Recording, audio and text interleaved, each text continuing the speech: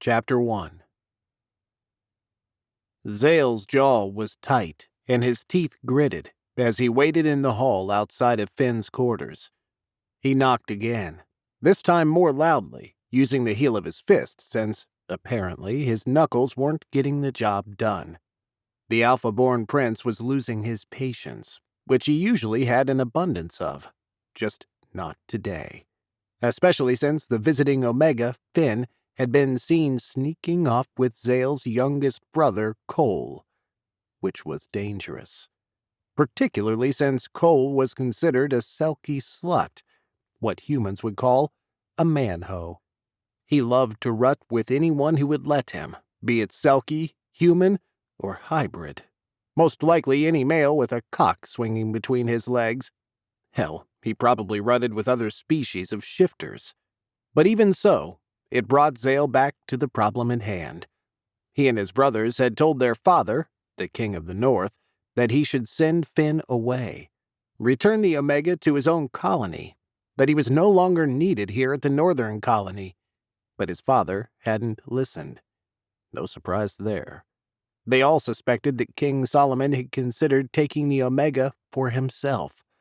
But a whole 2 years had passed since the king first brought Finn to the castle, so it made no sense for the unbonded male to remain.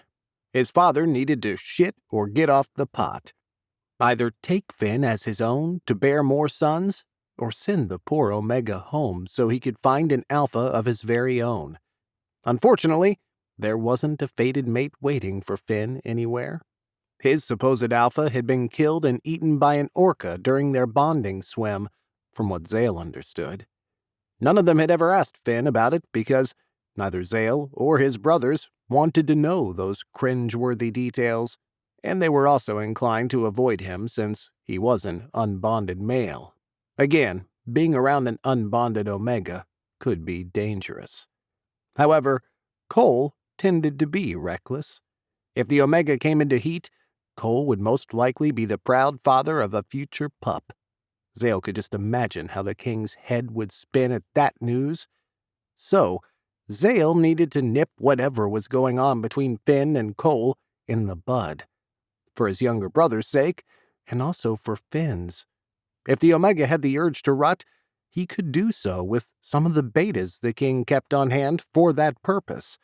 Nothing stopped Finn from taking a beta lover, especially since his corona membrane was no longer intact. But an alpha? No, he could not rut with an alpha that was not his mate. That was against Selkie law. Caol knew that, as did Finn. Therefore, Zale was being a good older brother and trying to head off a disaster. Or that's what he told himself. Yes, he was protecting not only Caol, but this Omega, who continued to live among a castle full of alphas even though that was unsafe. He stared at the heavy wood door and cursed. Why wasn't Finn answering? He leaned closer and shouted, "Finn, are you in there? Open your door." Zale listened carefully. Nothing. He was done knocking. He had announced his presence, and now it was time to take the next step into the Omega's quarters. If the Omega was inside, he had given Finn plenty of time and notice to make sure he was decent. Zale's hand dropped to the door handle and he pressed down. Unlocked. Another reckless act he would have to address with Finn. With a push, the door creaked open. All at once, the scent of an Omega in oestrus hit him like a brick wall. He gasped as he fell to his knees, sweat beading instantly on his forehead. Holy Poseidon! Forcing himself to his feet, he was of mind enough to close the door and lock it. His nostrils flared as the heady scent of an Omega ready to breed swirled around him, beckoning him like a siren from the sea. He'd never gotten so hard, so fast, not even when Dell had gone into heat recently. But the difference was, Dell was bonded. Finn was not. He belonged to no one. No alpha had a claim on him. The male was available for any alpha to plant his seed deep. For Poseidon's sake, every fiber of his being was screaming that he should be the alpha to do so. A growl slipped from his lips at the thought of any other alpha even coming near this omega. He found him first. Finn was his. Zale filled his lungs deeply, and a shudder went through him as he made his way farther into the omega's quarters. He couldn't even concentrate on the contrast between his large 2-story wing and Finn's tight quarters. That was the least of his worries. His fingers curled over his erection through his pants, and his hips twitched uncontrollably. The urge to knot and spill his seed drove him forward, following the scent as it got stronger and more alluring. It called to him. "Finn!" He tried to yell out, but nothing escaped but a croak. His throat was dry, his heart racing, and another bead of sweat rolled off his brow. He couldn't bear this pull. It was like someone had tied a rope to his waist and was tugging him forward. He knew this was wrong, but he was powerless to fight it. Finn is not your omega. He cannot rut with you. You're not his alpha. Zale's fingernails dug into the wood frame of the doorway that he just knew led to Finn. His nose didn't lie. "He's not my omega," he told himself again. But he could be. Zale squeezed his eyes shut and shook his head, trying to clear it. Then he heard a whimper. He reached into the dark room, feeling along the wall until he found the switch, flooding the room with light. Zale's gaze searched the small bedroom. Finn wasn't there. How could that be? He heard another whimper. Before he could stop himself, he rushed to the other side of the bed to see Finn sitting in a ball on the floor in the corner, rocking back and forth, tears streaming down his cheeks. Zale lost his breath at how strong the urge hit him to help this omega end his suffering. He swallowed past the lump in his throat and asked, "How is it possible? Wasn't this omega on suppressants? And if he wasn't, why not?" "Can you help me?" Finn cried as his fingers were quickly at work, tearing off his clothes. "It's unbearable." Did it just begin? The buttons from Finn's sweat-soaked shirt exploded from the fabric as he stood up and ripped it off his shoulders before tossing it to the floor. His hands dropped to his waist. "I wasn't feeling well since breakfast. I had no idea."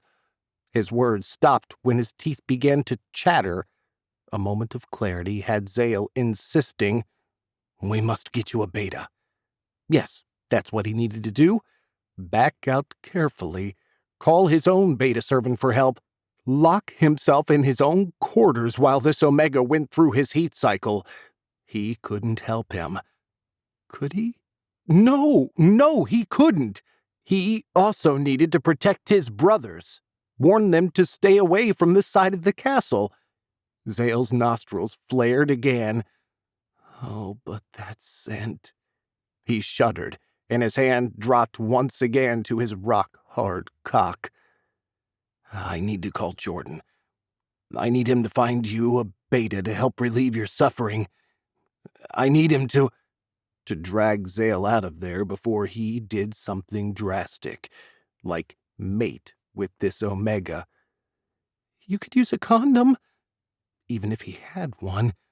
"You're in heat. I won't be able to control my knot." So, it'll split the condom, making it useless. That's how Dell got pregnant." "I don't care, Alpha. Just take me. Help me."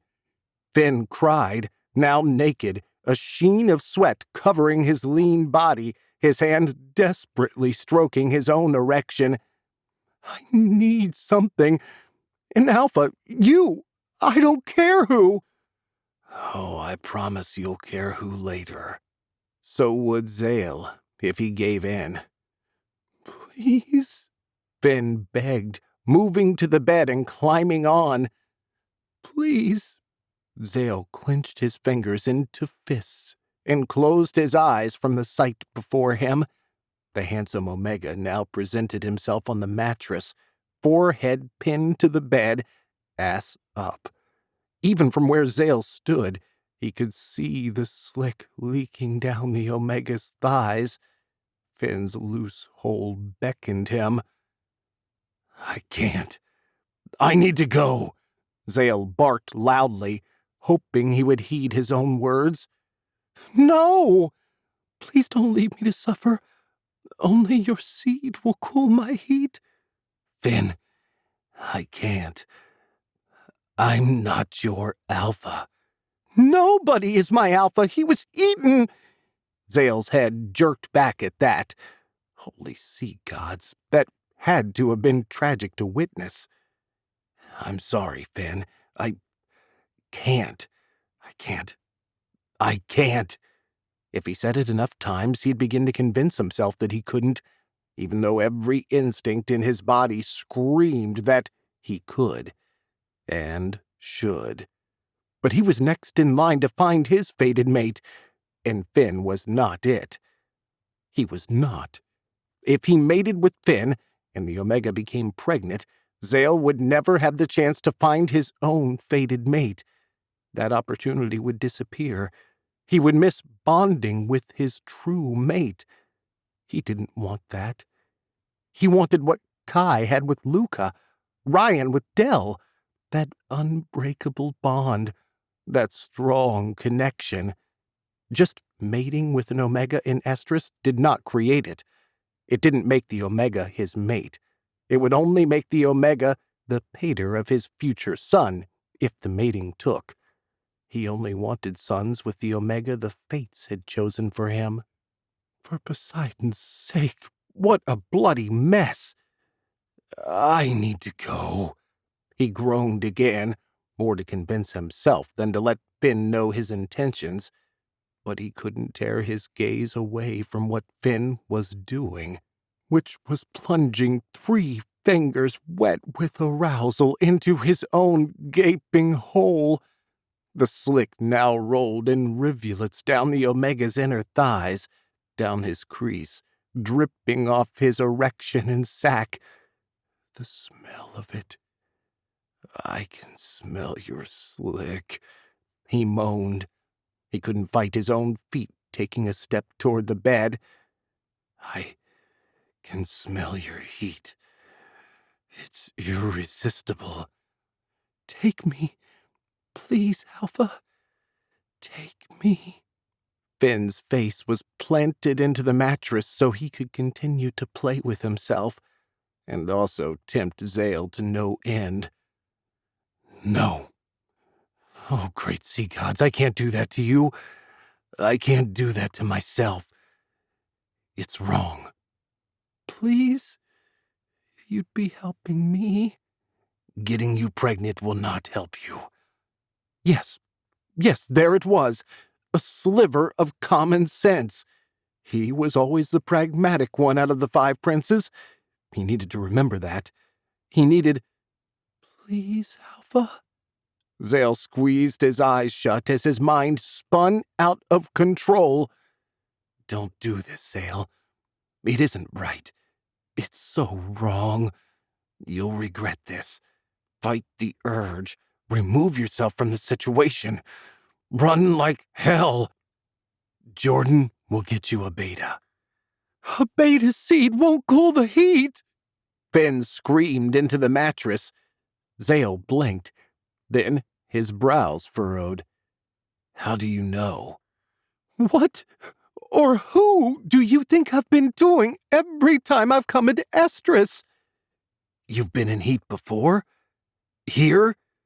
You've rutted with one of the betas." Finn released a loud, frustrated scream.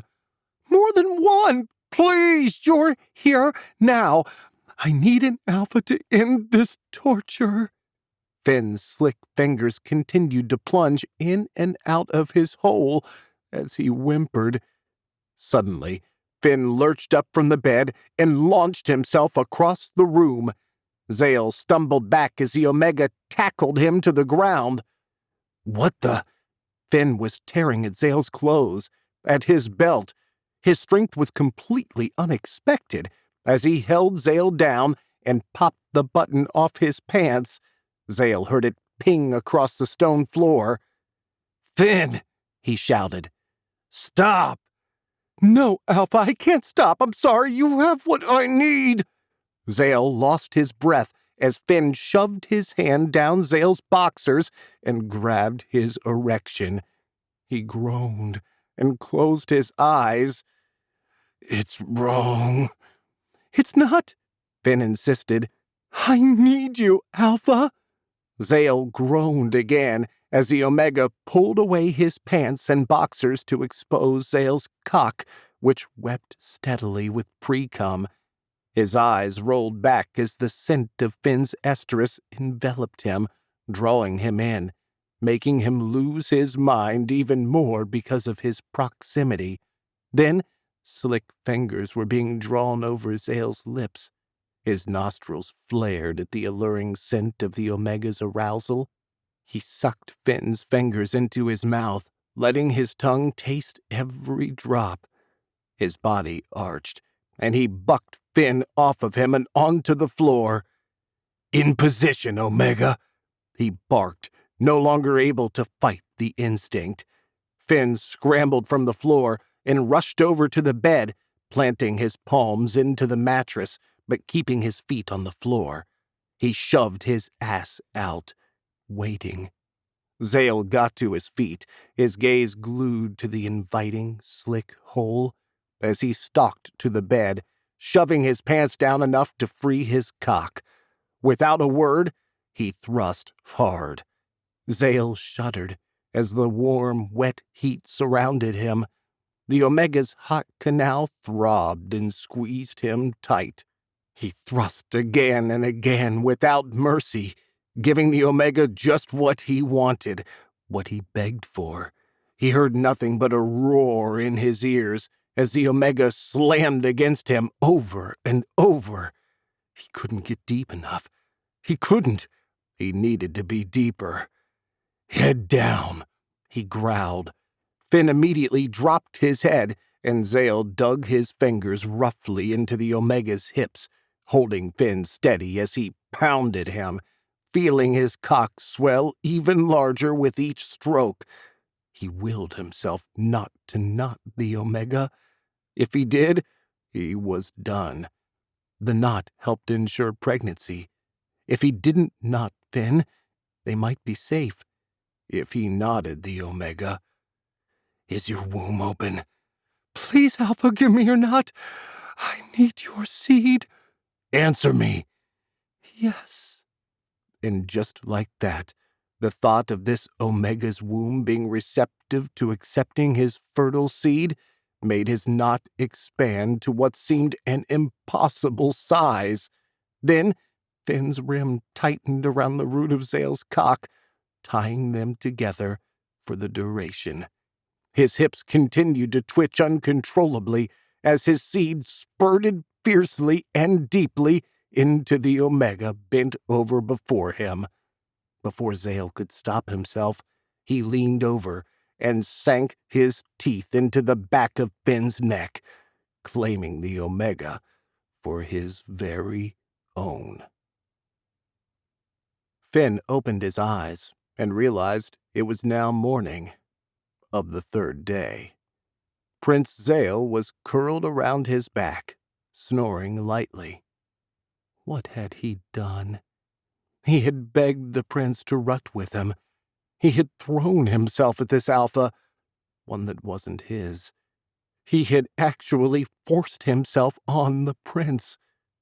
A whimper escaped him, but this time it wasn't from the suffering of estrus. It was from embarrassment. He had acted like a Selkie slut, and now he could be pregnant with the prince's pup. He groaned. The king would be furious.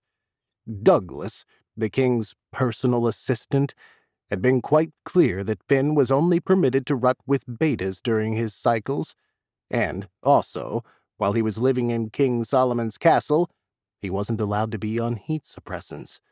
He understood why, at first.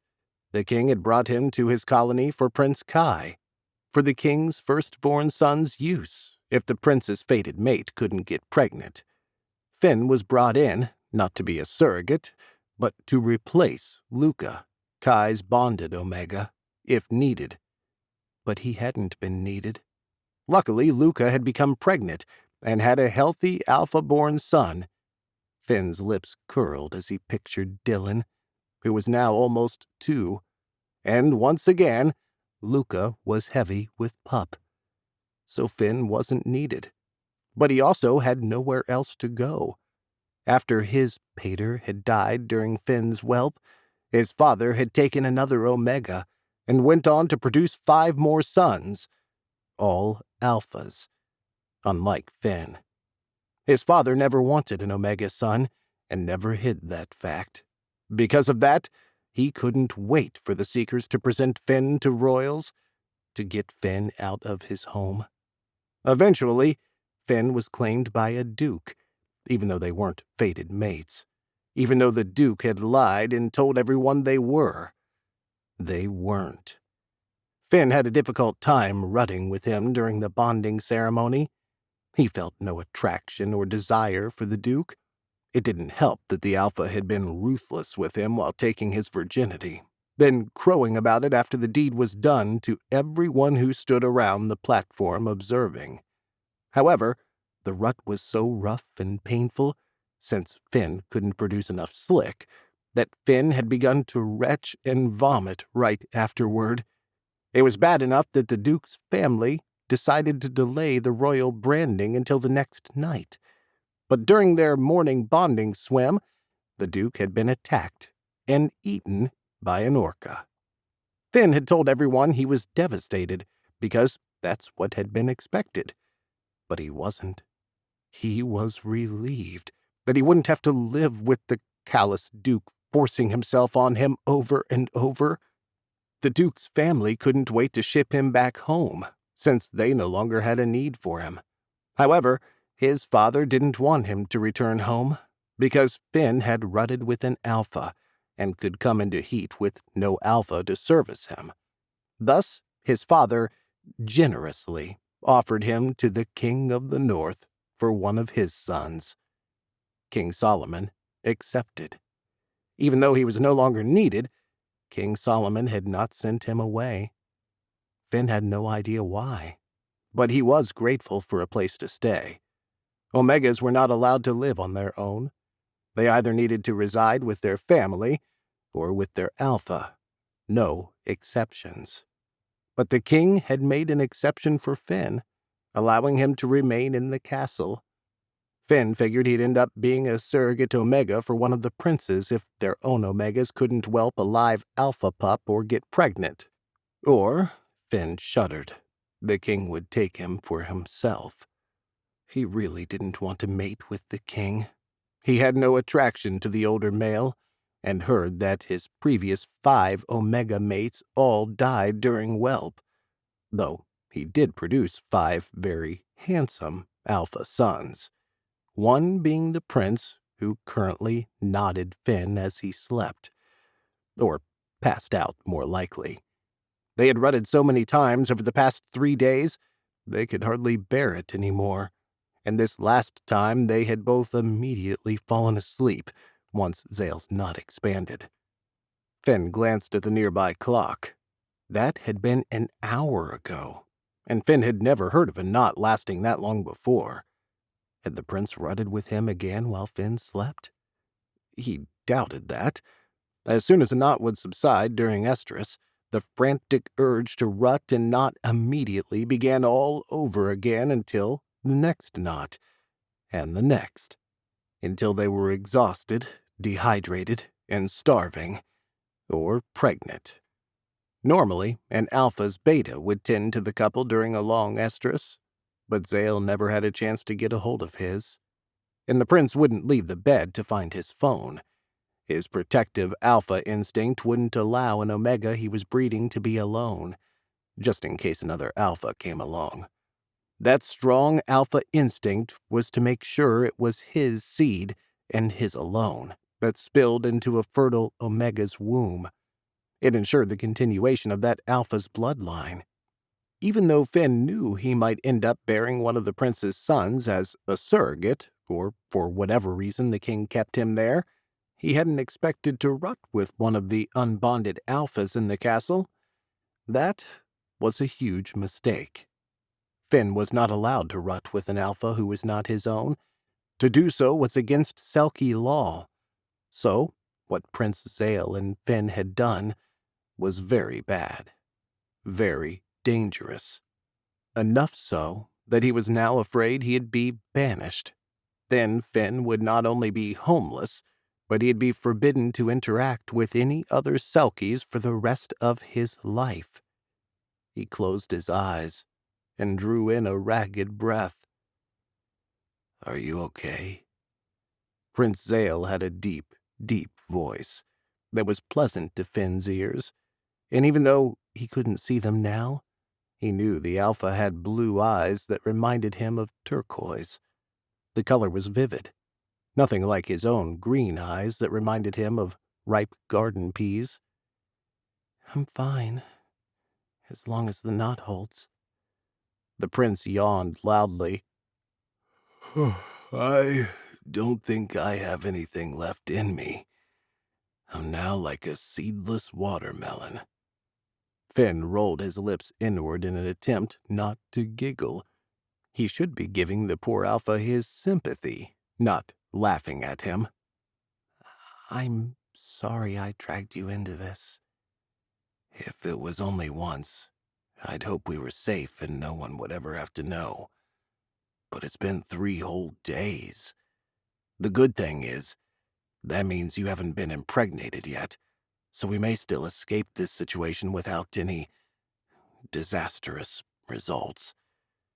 The bad thing is, once my knot goes down, I won't be able to walk away to ensure you don't get pregnant."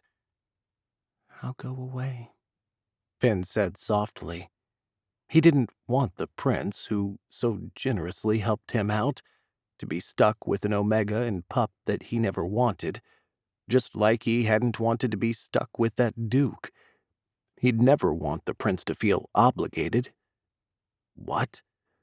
And where would you go?" "I don't know. I could go live in Seaport, among the hybrids." "And if you carry my son?" Finn didn't know how to answer that. "You should be able to find your fated mate, not be stuck with an Omega who isn't." "Again, what if you carry my son? Am I just supposed to let you take him elsewhere?" "He would be considered a bastard, Your Highness.